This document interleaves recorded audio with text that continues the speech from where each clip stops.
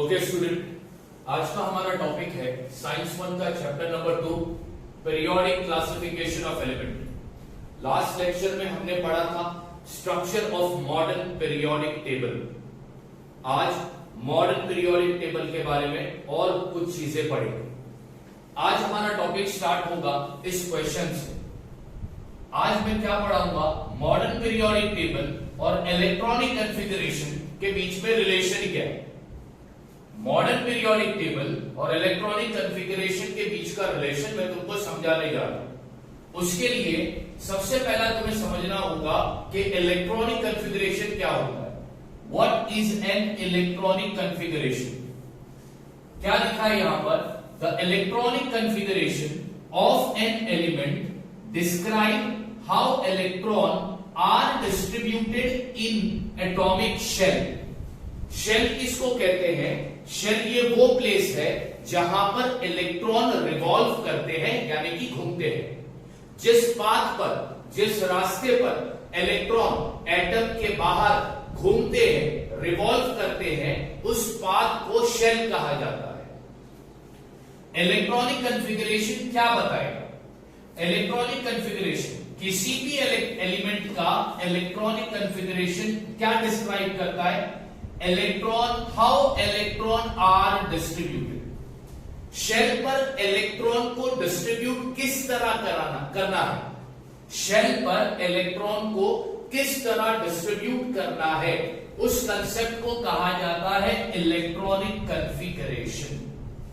Shell पर electron को किस तरह डिस्ट्रीब्यूट करेंगे, ठीक है, उस कंसेप्ट को हम कहते हैं इलेक्ट्रॉनिक कॉन्फ़िगरेशन।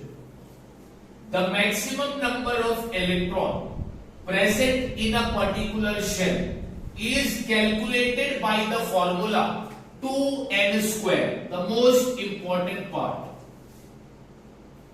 एक शेल पर मैक्सिमम कितने इलेक्ट्रॉन आएंगे, ये डिसाइड किया जाता है इस फॉर्मूले के जरिए।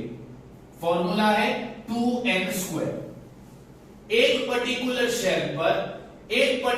शेल की इलेक्ट्रॉन रखने की कैपेसिटी कितनी होगी, यह डिटरमाइन किया जाएगा, यह डिसाइड किया जाएगा इस फॉर्मूले के जरिए 2n स्क्वायर। अभी इस फॉर्मूले में जो तुम n देख रहे हो, ये n का मतलब होता है पोजीशन ऑफ द शेल। फॉर्मूले में जो तुम n देख रहे हो, उस n का मतलब होता है पोजीशन ऑफ द शेल, यानी शेल का position, first shell, second shell, third shell, fourth shell and so on. Electronic configuration एक ऐसा कंसेप्ट है जो बताए, जिसमें तुम पढ़ोगे कि किस तरह इलेक्ट्रॉन को डिस्ट्रीब्यूट किया जाता है शेल पर। शेल किसको कहते हैं? शेल ये वो पाथ है, ये वो रास्ता है जिस पर इलेक्ट्रॉन रिवॉल्व करते हैं। अच्छा, अब शेल पर इलेक्ट्रॉन रखने की कैपेसिटी कितनी होगी, या फिर इलेक्ट्रॉन को होल्ड करने की कैपेसिटी शेल की, ये डिसाइड किया जाता है इस फॉर्मूले के जरिए। और फॉर्मूला क्या है? 2n square. इसमें ये जो n है, इस n का मतलब होता है पोजीशन ऑफ द शेल। अभी एक एग्जांपल के जरिए मैं तुम्हें बताऊंगा कि किस तरह इलेक्ट्रॉनिक कॉन्फ़िगरेशन बनाया जाता है और किस तरह इलेक्ट्रॉनिक कॉन्फ़िगरेशन के जरिए शेल पर इलेक्ट्रॉन को डिस्ट्रीब्यूट किया जाता है।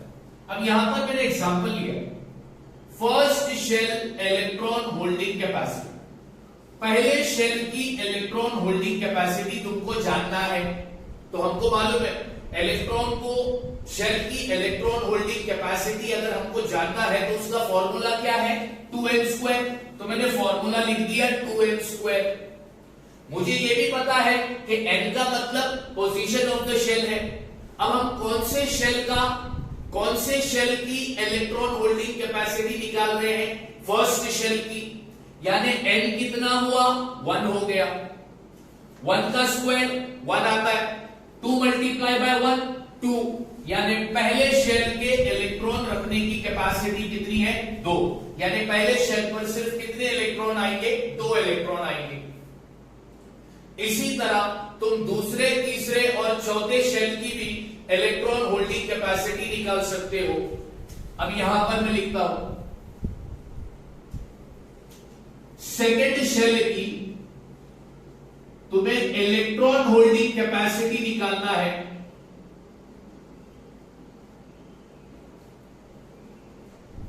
चाहे शेल कौन सा भी हो, चाहे शेल कौन सा भी हो, इलेक्ट्रॉन होल्डिंग कैपेसिटी निकालने के लिए फॉर्मूला क्या यूज करोगे? 2n²। यहां पर n का मतलब क्या होता है? Position of the shell. अब हम कौन से शेल की इलेक्ट्रॉन होल्डिंग कैपेसिटी जान रहे हैं? दूसरे शेल की। तो यहां पर n क्या होगा? 2 होगा। तो n में n की जगह पर हम क्या लिखेंगे? 2 और उसका निकालेंगे स्क्वायर, क्योंकि n के ऊपर स्क्वायर है। इज इक्वल टू 2 ब्रैकेट यानी मल्टीप्लाई, 2 का स्क्वायर 4, 4 2 जा 8, यानी दूसरे शेल की इलेक्ट्रॉन होल्डिंग कैपेसिटी कितनी आ गई? 8। ठीक है बाबा। सर तीसरे शेल की इलेक्ट्रॉन होल्डिंग कैपेसिटी क्या होगी?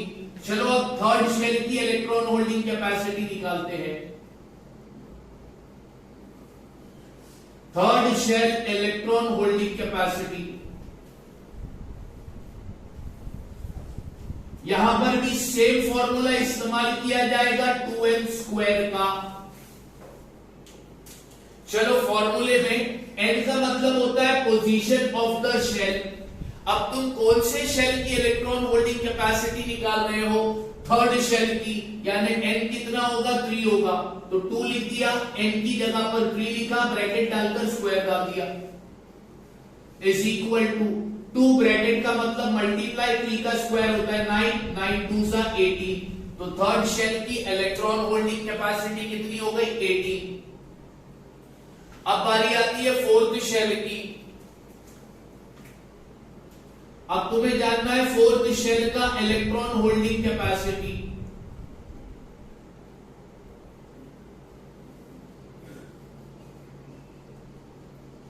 तुम सेम फॉर्मूला इस्तेमाल करोगे 2n² वाला।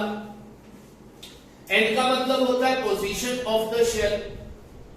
यहां पर शेल का पोजीशन क्या है? 4, क्योंकि हम कौन से शेल की इलेक्ट्रॉन होल्डिंग कैपेसिटी जानना चाहते हैं? फोर्थ शेल की। तो 2 का 2 आएगा, n की जगह पर आएगा 4, ब्रैकेट डाल दिया स्क्वायर, 2 ब्रैकेट का मतलब मल्टीप्लाई, 4 का स्क्वायर होता है 16, 16 2 जा हो गया 32। तो इस तरह शेल की इलेक्ट्रॉन होल्डिंग कैपेसिटी निकाली जाती है। इलेक्ट्रॉनिक कॉन्फ़िगरेशन का मतलब क्या होता है? कि how electrons are distributed in atomic shell. किस तरह शेल पर हम इलेक्ट्रॉन को डिस्ट्रीब्यूट करेंगे, वो कौन बताता है? Electronic configuration. शेल की इलेक्ट्रॉन होल्डिंग कैपेसिटी अगर जानना है, फॉर्मूला इस्तेमाल करोगे 2n² वाला। n का मतलब होता है पोजीशन ऑफ द शेल। अब हमने 4 शेल की इलेक्ट्रॉन होल्डिंग कैपेसिटी निकाली।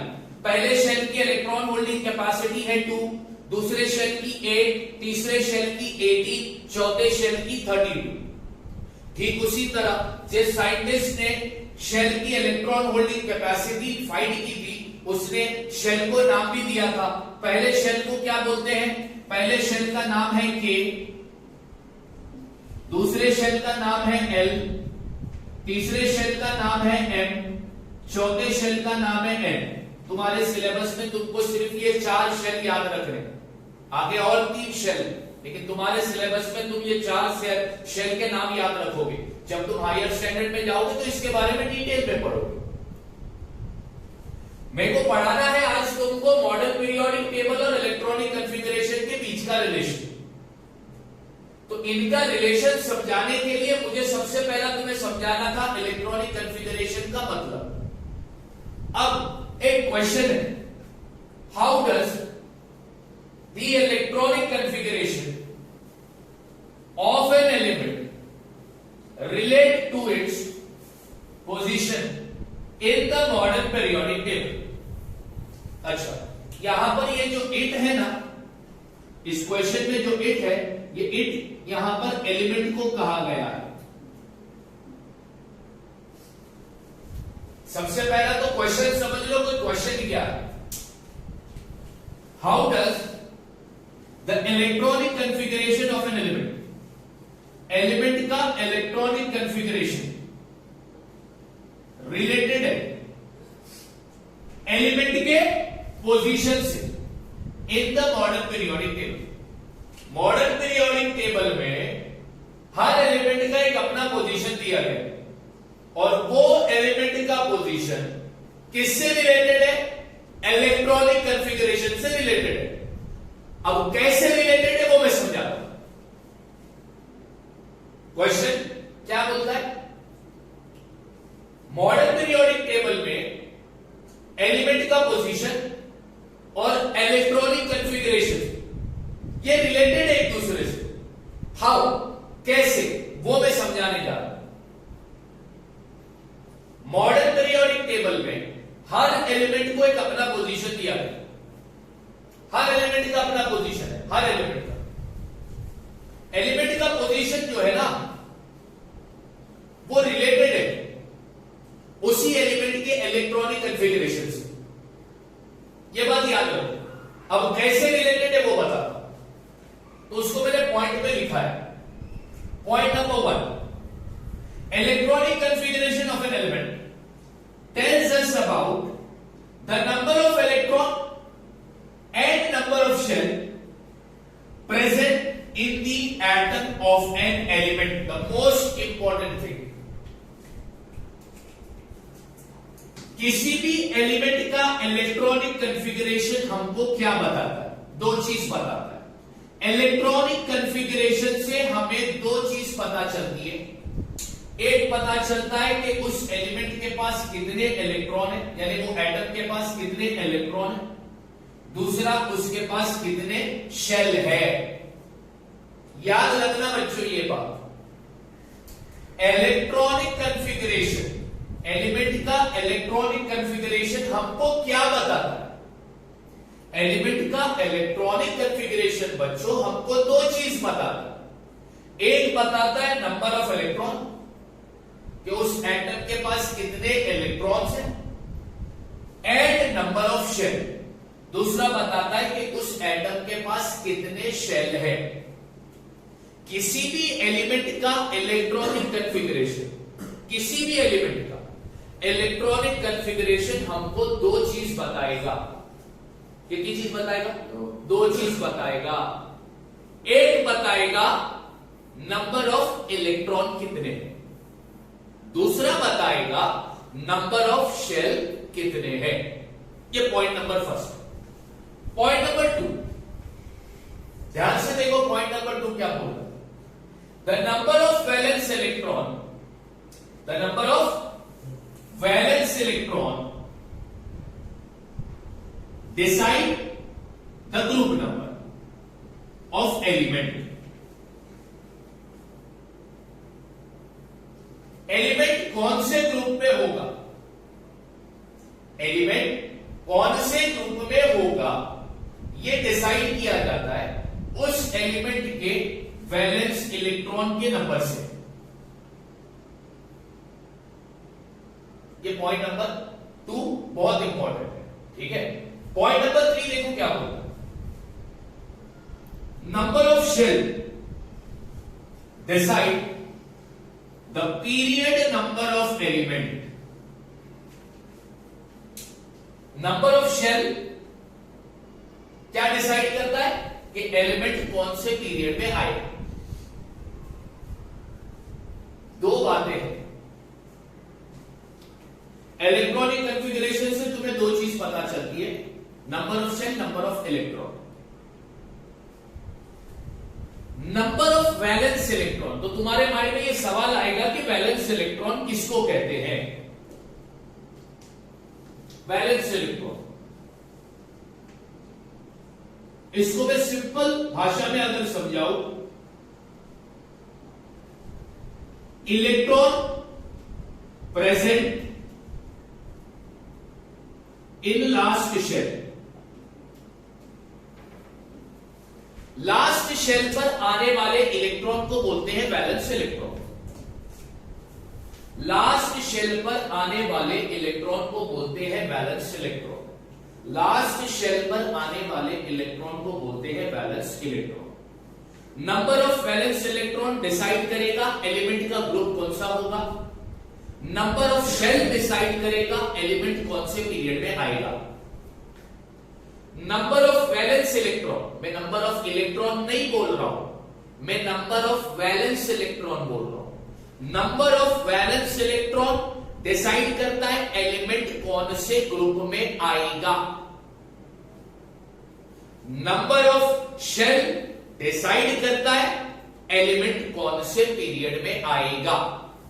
और इसको मैं एक अच्छे एग्जांपल के जरिए क्लियर कर सकता हूं ये चीज। तो मैंने यहां पर एग्जांपल लिया है, consider the element magnesium.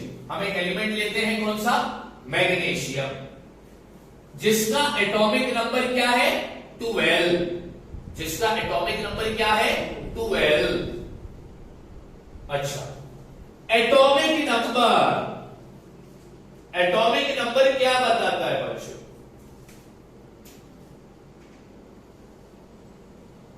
Atomic number बच्चों क्या बताएगा, याद करो, एटॉमिक नंबर क्या बताता है। अच्छा, एटॉमिक नंबर बनता कैसे,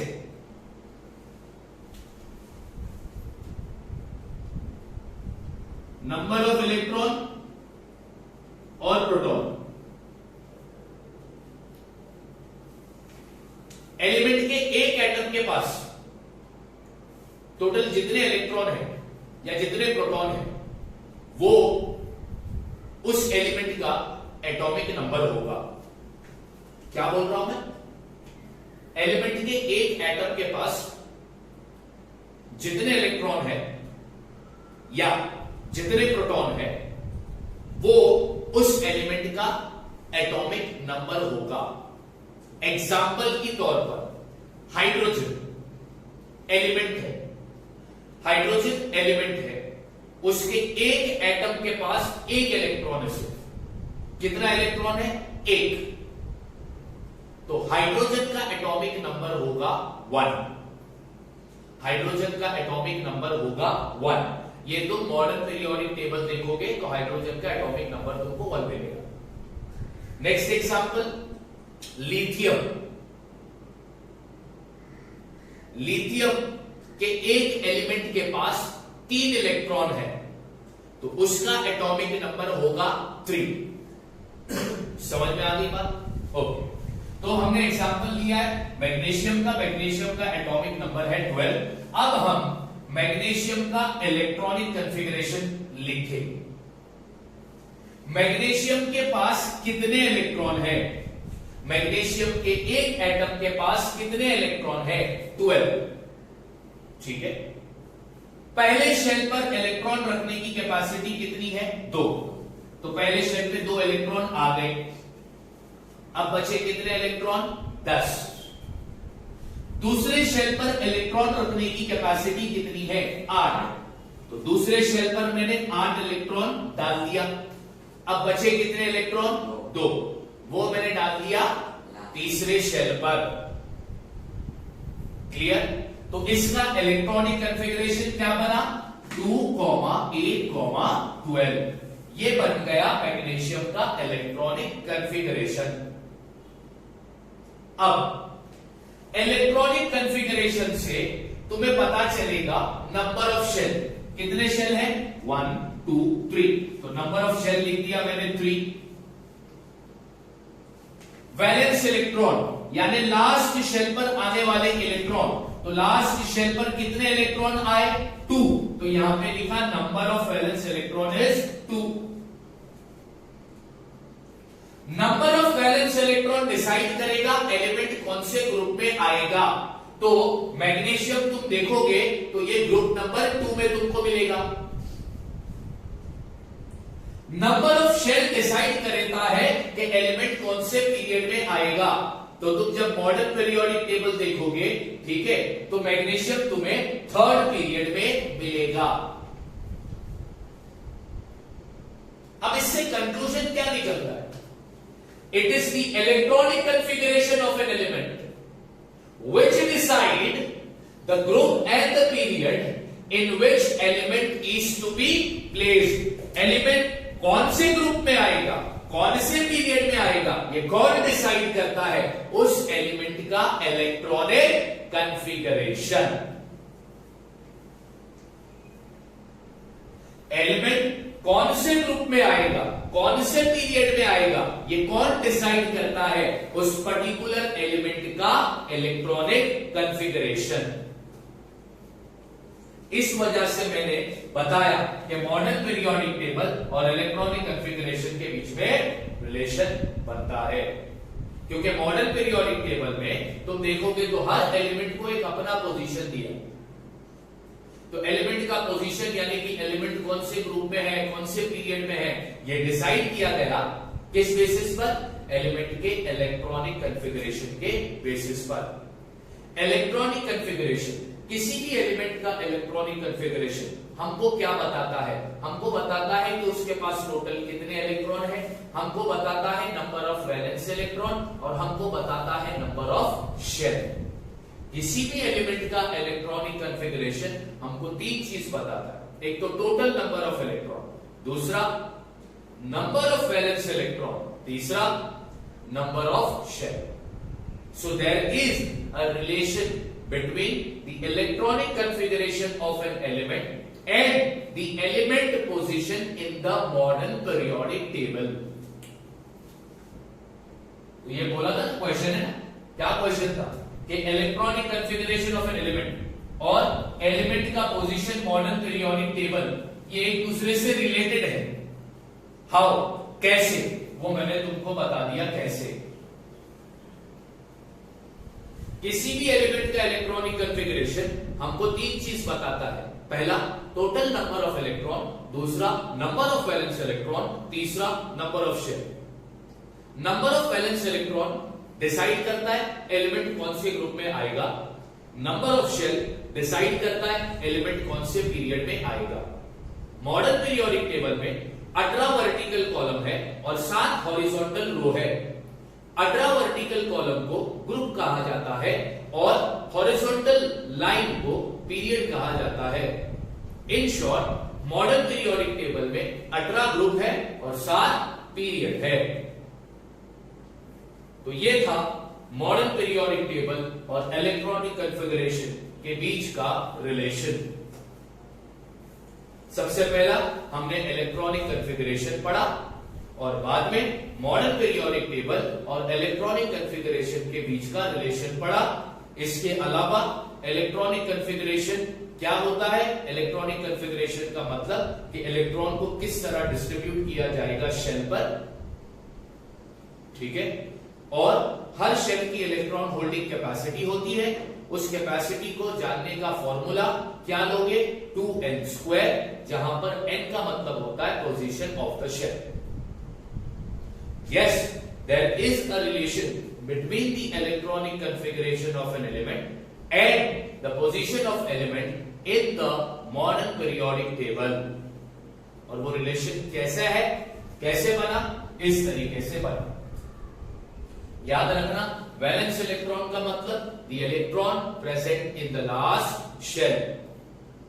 एटॉमिक नंबर कैसे डिसाइड किया जाता है, या तो नंबर ऑफ इलेक्ट्रॉन या फिर नंबर ऑफ प्रोटॉन के बेसिस पर एलिमेंट का एटॉमिक नंबर डिसाइड किया जाता है। मोस्ट केस में तुम देखोगे कि एटम के पास जितने इलेक्ट्रॉन होते हैं उतने ही प्रोटॉन होते हैं, यानी नंबर ऑफ प्रोटॉन और नंबर ऑफ इलेक्ट्रॉन ये इक्वल होते हैं। So there is a relation between modern periodic table and its electronic configuration। अब नेक्स्ट टॉपिक जो अपन पढ़ेंगे वो पढ़ेंगे the characteristic of group. Modern periodic table में कितने ग्रुप है, 18 ग्रुप है। तो अब हम ग्रुप की खासियत पढ़ेंगे, ग्रुप का फीचर पढ़ेंगे, ठीक है।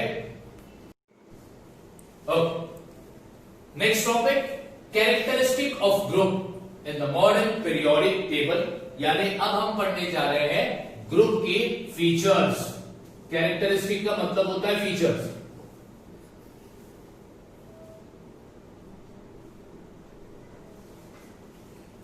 अब मैं पढ़ाने जा रहा हूं फीचर ऑफ ग्रुप की खासियत।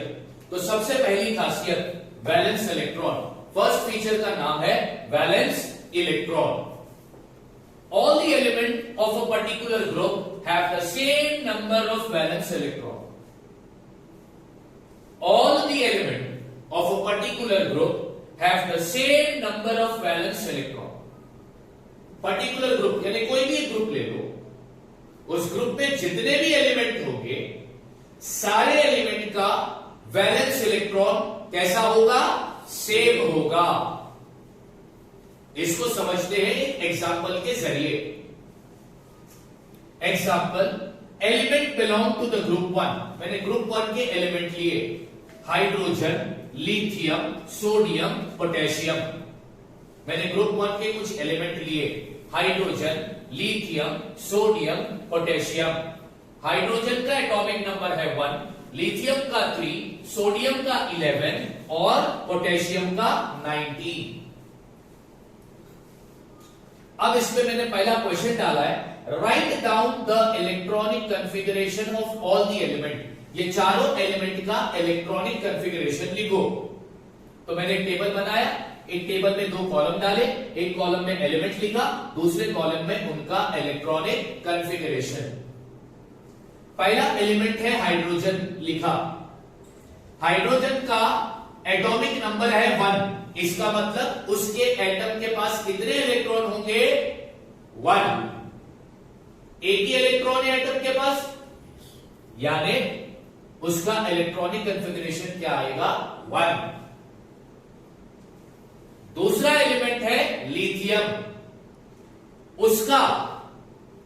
उसका एटॉमिक नंबर है 3, यानी कि लिथियम एलिमेंट के एक एटम के पास कितने इलेक्ट्रॉन होंगे? 3। तो अब इसका इलेक्ट्रॉनिक कॉन्फ़िगरेशन क्या होगा? 3 इलेक्ट्रॉन है। पहले शेल पर इलेक्ट्रॉन रखने की कैपेसिटी कितनी है? सिर्फ 2। तो पहले शेल पे 2 इलेक्ट्रॉन आ गए, बचा कितना इलेक्ट्रॉन? 1 इलेक्ट्रॉन, वो डाल दिया दूसरे शेल पर। उसके बाद आता है सोडियम। सोडियम का एटॉमिक नंबर है 11, यानी कि सोडियम एलिमेंट के एक एटम के पास कितने इलेक्ट्रॉन होंगे? 11। अब उसका लिखते हैं इलेक्ट्रॉनिक कॉन्फ़िगरेशन। पहले शेल पर कितने इलेक्ट्रॉन आएंगे? 2, लिख दिया। बचे कितने इलेक्ट्रॉन? 9। फिर दूसरे शेल पर इलेक्ट्रॉन रखने की कैपेसिटी कितनी है? 8, लिख दिया। अब बचा कितना इलेक्ट्रॉन? 1, उसको डाल दिया हमने थर्ड शेल में। अब हम देखते हैं पोटेशियम। पोटेशियम का एटॉमिक नंबर है 19। इसका मतलब ये हुआ कि पोटेशियम के एक एलिमेंट के पास कितने इलेक्ट्रॉन हैं? 19। अब उस 19 इलेक्ट्रॉन को हम इलेक्ट्रॉन शेल पर डिस्ट्रीब्यूट करेंगे, यानी कि उसका इलेक्ट्रॉनिक कॉन्फ़िगरेशन निकालेंगे। पहले शेल पर इलेक्ट्रॉन रखने की कैपेसिटी कितनी होती है? 2। तो पहले शेल पे 2 इलेक्ट्रॉन आ गए, तो 19 माइनस 2 बचा कितना? 17। उसके बाद दूसरे शेल पर इलेक्ट्रॉन रखने की कैपेसिटी कितनी है? 8। तो दूसरे शेल पर 8 इलेक्ट्रॉन आ गए, अब बचे कितने इलेक्ट्रॉन? 9। तो जाहिर सी बात है, हम क्या करेंगे, यहां पर जरा एग्जांपल देकर बता रहा हूं। पोटेशियम की मैं बात कर रहा था। पोटेशियम के पास 19 इलेक्ट्रॉन है, पहले शेल पे 2 इलेक्ट्रॉन, दूसरे शेल पर 8 इलेक्ट्रॉन, बचा कितना इलेक्ट्रॉन? 9। उसको मैं डाल दूंगा तीसरे शेल पर। फिर तुमने 9th स्टैंडर्ड में लॉ ऑफ ऑक्टेट पढ़ा होगा। लास्ट शेल को कंप्लीट करने के लिए कम से कम कितने इलेक्ट्रॉन चाहिए? 8, मिनिमम 8 इलेक्ट्रॉन। 8 इलेक्ट्रॉन अगर लास्ट शेल पर 1 इलेक्ट्रॉन है तो वो शेल कंप्लीट है। सिर्फ लास्ट शेल की बात नहीं कर रहा हूं, पहले शेल को छोड़ दो, दूसरे शेल को छोड़ दो, तीसरे और चौथे शेल को कंप्लीट बोला जाता है कब? अगर उनके पास 8 इलेक्ट्रॉन हो। यह है तुम्हारा लॉ ऑफ ऑक्टेट, जो तुमने 9th स्टैंडर्ड में पढ़ा है, और इसको और डिटेल में पढ़ोगे जब तुम हायर स्टैंडर्ड में जाओगे तब। तो इसके लास्ट शेल को कंप्लीट बनाने के लिए इसका इलेक्ट्रॉनिक कॉन्फ़िगरेशन बना 2, 8, 8, 1। समझ में आई बात? वरना तुम बोलोगे सर बचा कुचा इलेक्ट्रॉन वो तीसरे शेल पर आएगा, और तुम बोलोगे सर तीसरे शेल की इलेक्ट्रॉन रखने की कैपेसिटी तो 18 है, तो 9 तो आ सकते, बिल्कुल आ सकते हैं। लेकिन लॉ ऑफ ऑक्टेट के मुताबिक शेल तब कंप्लीट होता है जब उसके पास 8 इलेक्ट्रॉन होंगे। अब इसके पास इलेक्ट्रॉन कितने थे? 9। तो हमने क्या किया, लास्ट शेल पर 8 इलेक्ट्रॉन लिखे और जो बच गया वो चौथे शेल पे डाल दिया, यानी इसका भी इलेक्ट्रॉनिक कॉन्फ़िगरेशन बना 2, 8, 8, 1। ये टेक्निक, ये कंसेप्ट तुम डिटेल में सीखोगे हायर स्टैंडर्ड में, अभी इस पर ज्यादा ध्यान मत देना, ये तुम्हारे सिलेबस का हिस्सा नहीं है। ओके, तो तुमने सारे एलिमेंट के इलेक्ट्रॉनिक कॉन्फ़िगरेशन लिख दिए, ठीक है। हम क्या पढ़ रहे हैं? फीचर ऑफ ग्रुप, और पहले फीचर का नाम क्या है? Valence electron. पहला फीचर क्या बोलता है? पर्टिकुलर ग्रुप में जितने भी एलिमेंट होंगे उन सारे एलिमेंट का वैलेंस इलेक्ट्रॉन सेम होगा। ये पहला फीचर है ग्रुप का। अब question number 2, which similarity do you find in their configuration? Question number 1 में तुम्हें सारे एलिमेंट के इलेक्ट्रॉनिक कॉन्फ़िगरेशन लिखने बोला, तुमने लिख दे दिया। क्वेश्चन नंबर 2 बोलता है कि उनके इलेक्ट्रॉनिक कॉन्फ़िगरेशन को देखो और बताओ कि तुम्हें क्या सिमिलैरिटी नजर आई। ठीक है, अब वो सिमिलैरिटी समझाने जा रहा हूं। इसके पास सिर्फ एक ही शेल है के, पहले शेल का नाम है के। इसके पास 2 शेल है के एल, इसके पास 3 शेल है के एल एम, और इसके पास 4 शेल है K L M N. Valence electron मतलब लास्ट शेल पर आने वाला इलेक्ट्रॉन। ये जो सारे एलिमेंट है ये ग्रुप नंबर 1 के एलिमेंट है। अब ग्रुप नंबर 1 के सारे एलिमेंट के वैलेंस इलेक्ट्रॉन तुम देखो तो क्या होंगे? सेम। पहले एलिमेंट का वैलेंस इलेक्ट्रॉन 1, दूसरे एलिमेंट का वैलेंस इलेक्ट्रॉन 1, तीसरे एलिमेंट का वैलेंस इलेक्ट्रॉन 1, चौथे एलिमेंट का वैलेंस इलेक्ट्रॉन 1। यानी एक पर्टिकुलर ग्रुप में जितने भी एलिमेंट आते हैं उन सारे एलिमेंट का वैलेंस इलेक्ट्रॉन सेम होता है। ये पहला फीचर है ग्रुप का। So valence electron of all the element is 1। ये सिमिलैरिटी नजर आई। ठीक इसी तरह तुम ग्रुप नंबर 2 को देख लेना, ठीक इसी तरह तुम ग्रुप नंबर 17 को देख लेना, तो तुम्हें यही सिमिलैरिटी नजर आएगी। अब आगे, group 1 element are also called as alkali metal. Objective के लिए पूछ सकता है, ग्रुप 1 एलिमेंट को क्या बोलते हैं? Alkali metal. ये याद रखना। Group 1 element is also called as monovalent element. Group 1 element को मोनोवैलेंट एलिमेंट भी बोलते हैं क्योंकि उनका वैलेंस इलेक्ट्रॉन कितना है? 1। उनका वैलेंस इलेक्ट्रॉन कितना है? 1। और उनकी वैलेंसी क्या होगी? 1। वैलेंसी वाला टॉपिक मैं कुछ देर बाद डिस्कस करूंगा। तो जिन एलिमेंट का वैलेंस इलेक्ट्रॉन 1 होता है और उनकी वैलेंसी 1 होती है तो उनको बोला जाता है monovalent element. Point number 3, element in a group do not have any consecutive atomic number।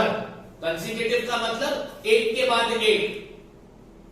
अब यहां पर ग्रुप नंबर 1 में पहला एलिमेंट है हाइड्रोजन जिसका एटॉमिक नंबर है 1, दूसरा एलिमेंट है लिथियम जिसका एटॉमिक नंबर है 3, तीसरा एलिमेंट है सोडियम जिसका एटॉमिक नंबर है 11, चौथा एलिमेंट है पोटेशियम जिसका एटॉमिक नंबर है 19। यानी एटॉमिक नंबर देखो क्या है? 1, 3, 11, 19।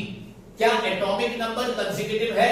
1 के बाद तो 2 आता है ना, क्या यहां पर 2 नंबर वाला एलिमेंट है? नहीं। 3 के बाद 4, 5, 6, 7 आता है? नहीं। 11 के बाद 12, 13, 14 आता है नहीं, तो ये पॉइंट क्या बोल रहा है, element in a group do not have any consecutive atomic number, यानी कोई भी एक ग्रुप में तुम देखोगे तो उनका एलिमेंट, वो ग्रुप में जितने भी एलिमेंट होंगे उन एलिमेंट का जो एटॉमिक नंबर होगा ना वो कंसेक्यूटिव नहीं होगा। Next point, while going from top to bottom, point number 3 says while going from top to bottom in any group one electronic shell get added at a time। इसको हिंदी में बताता हूं, ये टेबल के जरिए, ये ग्रुप नंबर 1 है। जब इस ग्रुप नंबर 1 में तुम टॉप से लेके बॉटम की ओर जाओगे या देखोगे तो तुम क्या पाओगे, एक शेल बढ़ता जा रहा है। ग्रुप नंबर 1 में पहले एलिमेंट के पास एक शेल है, फिर और नीचे गया तो दूसरा शेल, फिर और नीचे गया तो तीसरा शेल, फिर और नीचे गया तो चौथा शेल। यानी जैसे जैसे तुम ग्रुप में टॉप टू बॉटम जाओगे तो वैसे वैसे एक एक शेल और ऐड होता हुआ तुम्हें नजर आएगा। नेक्स्ट, ओके सॉरी बच्चों, जरा स्पेस की वजह से वीडियो रुक गया। ओके, तो मैं क्या कह रहा था, element belong to group 2 also known as alkaline earth metal और डाइवेलेंट। डाइवेलेंट का मतलब, डाई का मतलब होता है 2। यहां पर मैंने क्या पढ़ाया, ग्रुप नंबर 1 के एलिमेंट को मोनोवैलेंट एलिमेंट भी बोलते हैं। क्यों? क्योंकि उनका वैलेंस इलेक्ट्रॉन 1 होता है और उनकी वैलेंसी 1 होती है, इसलिए ग्रुप नंबर 1 में जितने भी एलिमेंट हैं उनको मोनोवैलेंट एलिमेंट कहा जाता है। ठीक उसी तरह ग्रुप नंबर 2 के सारे एलिमेंट को डाइवेलेंट एलिमेंट बोलते हैं। क्यों? क्योंकि उनका भी वैलेंस इलेक्ट्रॉन 2 होता है और वैलेंसी 2 होती है। Element belong to group 17 known as halogen element, ये भी याद रखना, ग्रुप नंबर 17 के एलिमेंट को हम क्या बोलते हैं, हेलोजन एलिमेंट। एक पॉइंट स्किप कर दिया था, similarly you will find the same characteristic in group 2, group 17 etcetera. जो खासियत तुमने ग्रुप 1 में देखी, सेम खासियत तुम्हें ग्रुप नंबर 2 के एलिमेंट में भी नजर आएगी, ग्रुप नंबर 17 में जाओगे तो भी तुमको नजर आएगी। हम पढ़ रहे थे कैरेक्टरिस्टिक ऑफ ग्रुप, यानी फीचर्स ऑफ ग्रुप। ग्रुप की पहला फीचर अपन ने क्या पढ़ा, वैलेंस इलेक्ट्रॉन। क्या बोलता है ये खासियत, कोई भी एक पर्टिकुलर ग्रुप ले लो मॉडर्न पीरियोडिक टेबल का, उस ग्रुप में आने वाले जितने भी एलिमेंट है सारे के सारे एलिमेंट का वैलेंस इलेक्ट्रॉन सेम होगा। तो हमने इसको प्रैक्टिकली समझा। ग्रुप नंबर 1 के एलिमेंट को हमने लिया, ग्रुप नंबर 1 के एलिमेंट को हाइड्रोजन, लिथियम, सोडियम और पोटेशियम को हमने लिया। बाद में उसका हमने चारों एलिमेंट का इलेक्ट्रॉनिक कॉन्फ़िगरेशन लिखा। चारों एलिमेंट का इलेक्ट्रॉनिक कॉन्फ़िगरेशन जब हमने लिखा तो हमने ये पाया कि चारों एलिमेंट का वैलेंस इलेक्ट्रॉन सेम है। चारों एलिमेंट का वैलेंस इलेक्ट्रॉन क्या है, 1। इससे यह साबित हो गया कि एक पर्टिकुलर ग्रुप में जितने भी एलिमेंट होंगे उन सारे के सारे एलिमेंट का वैलेंस इलेक्ट्रॉन सेम होगा। उसके बाद हमने क्या पढ़ा, ग्रुप नंबर 1 के एलिमेंट को अल्कलाई मेटल भी बोलते हैं, मोनोवैलेंट एलिमेंट भी बोलते हैं। उसके बाद हमने देखा कि जब भी हम कोई भी ग्रुप में टॉप से बॉटम की ओर देखेंगे तो हम क्या पाएंगे, एक एक शेल बढ़ता हुआ पाएंगे। जो सिमिलैरिटी ग्रुप नंबर 1 के एलिमेंट में मिली वैसी ही सिमिलैरिटी तुम्हें ग्रुप 2 के एलिमेंट में भी मिलेगी, ग्रुप 17 के एलिमेंट में भी मिलेगी, एक्सेट्रा। ग्रुप नंबर 2 के एलिमेंट को हम अल्कलाइन अर्थ मेटल या फिर डाइवेलेंट एलिमेंट भी बोलते हैं, ऑब्जेक्टिव के लिए पूछ सकता है। ग्रुप नंबर 17 के एलिमेंट को हम हेलोजन एलिमेंट बोलते हैं। Element belong to the same group shows similarity and gradation in their property. इसका मतलब सेम ग्रुप के एलिमेंट, सेम ग्रुप यानी कोई भी एक पर्टिकुलर ग्रुप में जितने भी एलिमेंट होंगे उनकी प्रॉपर्टीज, उन एलिमेंट की प्रॉपर्टीज सिमिलर होगी, उन एलिमेंट की प्रॉपर्टीज सिमिलर होगी। तो ग्रुप का पहला फीचर हमने क्या पढ़ा? Valence electron. ग्रुप का पहला फीचर अपन ने क्या पढ़ा? Valence electron. हमने ये पढ़ा कोई भी एक पर्टिकुलर ग्रुप ले लो, उसमें आने वाले सारे एलिमेंट का वैलेंस इलेक्ट्रॉन सेम होगा। इसको प्रैक्टिकली प्रूफ भी हमने करके देखा। तो फर्स्ट फीचर वैलेंस इलेक्ट्रॉन। अब मैं एक एक्स्ट्रा बात तुम्हें बताने जा रहा हूं, उसको जरा ध्यान से देखना। If the number of valence electron is 1, तो वो एलिमेंट कौन से ग्रुप में जाएगा? ग्रुप नंबर 1 में। If the number of valence electron is 2, तो वो एलिमेंट कौन से ग्रुप में जाएगा? ग्रुप नंबर 2 में। हमने ऑलरेडी पढ़ा कि number of valence electron decide करता है कि एलिमेंट कौन से ग्रुप में जाएगा। तो अगर किसी एलिमेंट का वैलेंस इलेक्ट्रॉन 1 है, तो वो कौन से ग्रुप में जाएगा? ग्रुप नंबर 1 में जाएगा। किसी भी एलिमेंट का अगर वैलेंस इलेक्ट्रॉन 2 है, तो वो कौन से ग्रुप में जाएगा? ग्रुप नंबर 2 में जाएगा। अब दूसरी इंपॉर्टेंट बात देखो, if the number of valence electron is more than 2, अगर नंबर ऑफ वैलेंस इलेक्ट्रॉन 2 से ज्यादा है, then the group number will be, तो उस एलिमेंट का ग्रुप नंबर कैसे डिसाइड किया जाएगा? Valence electron plus 10। एग्जाम्पल, अब इसको एग्जाम्पल के जरिए बताता हूं, जरा ध्यान से देखना। मान लो एलिमेंट एक्स, ठीक है, इसका वैलेंस इलेक्ट्रॉन 7 है।